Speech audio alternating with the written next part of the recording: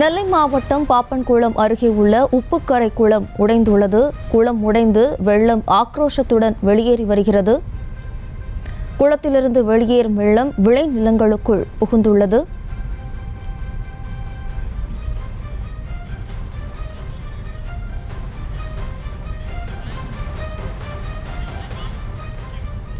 இது தொடர்பான விவரங்களை தருவதற்காக நமது செய்தியாளர் புருஷோத்தமன் இணைகிறார். வணக்கம் புருஷோத்தமன், தற்போது உப்புக்கரை குளமானது உடைந்துள்ளது, அதனால் என்னென்ன பாதிப்புகள் ஏற்பட்டுள்ளது விவரம்? அதாவது நெல்லை மாவட்டம் தெற்கு பார்ப்பாங்குளம் என்ற பகுதியில் உப்புக்கரை குளம் மற்றும் கரடி குளம் என்ற 2 குளங்கள் இருக்கிறது. இந்த 2 குளத்திலிருந்து வரக்கூடிய தண்ணீர் அங்குள்ள கரையை உடைத்து கொண்டு விவசாய நிலத்திற்குள் புகுந்துள்ளது. இந்த விபத்துக்கு என்ன காரணம் என அங்குள்ள விவசாயிகளிடையே கேட்போம். அவர்கள் என்ன சொல்றாங்கன்னு நீங்களே சொல்லுங்க, கேட்பாருங்க. ஐயா வணக்கம் ஐயா. மழை தண்ணி அதிகமாக இருங்க.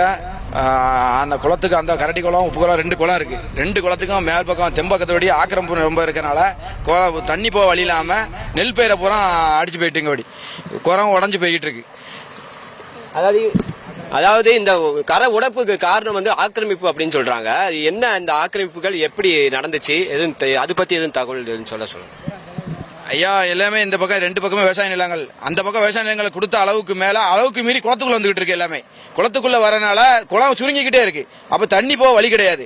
அப்படின்னா ஏதாவது ஒரு பக்கம் உடச்சு போகணும். அது விளைநிலங்கள போய்கிட்டு இருக்கு. அந்த பக்கம் போகாம அவங்க நெருக்க இந்த பக்கம் வந்துகிட்டு இருக்கு. இங்க ஒரு 150 ஏக்கருக்கு மேல பயிரிச்சுட்டு இருக்காங்க விவசாயி.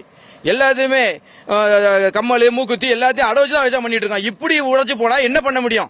அந்த பக்கம் எல்லாமே அந்த பக்கம் அந்த குளத்துக்கு மேல் பக்கம் தெம்பக்கம் கரப்புறாமே இந்த உங்கடி வந்துகிட்டு இருக்கு. ஒரு குளங்கிறது பெருசா இருக்கணும். இந்த குளங்கிறது ஒரு ஓட அளவுக்கு தான் வந்துகிட்டு இருக்கு. ஒரு ஓடை தான் குளமே. இந்த ஓட அளவு போனா எப்படி விவசாயம் பண்ண முடியும்? தனிப்பட்ட நபரா எல்லாம் ஆக்கிரம் பண்ணிட்டு இருந்தாங்கன்னா அப்ப மத்தவங்க என்ன செய்ய முடியும்? ஒன்னும் பண்ண முடியாது. இப்படியே தான் இருக்கணும். வாழ்வாதாரம் இல்லாம இப்படிதான் இருக்கும். கடைசி வரைக்கும் இப்படிதான் வாழணும். அதாவது இந்த பகுதியில் குளக்கரை பகுதியில் ஆக்கிரமிப்பு செய்யப்பட்டுள்ளன. அந்த ஆக்கிரமிப்பு காலமாகவே இந்த குளங்கள் உடைப்பட்டு விவசாய நிலையத்திற்குள் புகுந்துள்ளது அப்படின்னு சொல்றாங்க. அது போக இன்னும் ஒரு குடும்பத்தோட தன்னோட மகனோட வந்திருக்காங்க. அவங்க கிட்டையும் கேட்போம், அவங்க ஆதங்கம் என்னன்னு சொல்றாங்கன்னு பார்ப்போம். ஒரு 150 ஏக்கர் பாதிக்கப்பட்டது. நாங்களும் நகையோ எல்லாம் அடை வச்சு நாங்கள் பயிர் செய்தோம். அது சரியான முறையில் எங்களுக்கு நடவடிக்கை எடுத்து நீங்கள் தர வேண்டிய நாங்கள் கேட்டுக்கொள்ளுதோம். விவசாய சங்கத்திலிருந்து நாங்கள் பேசிக்கிட்டோம். அதாவது இந்த இடத்துல கிட்டத்தட்ட 300 400 ஏக்கர் நிலம் பாதிக்கப்பட்டுள்ளதாகவும் இதற்கு உரிய நஷ்டஈடு தர வேண்டும் எனவும் கோரிக்கை வைத்துள்ளனர் விவசாயிகள். செய்திகளை உடனுக்குடனும் துல்லியமாகவும் தெரிந்து கொள்ள சப்ஸ்கிரைப் பண்ணுங்க.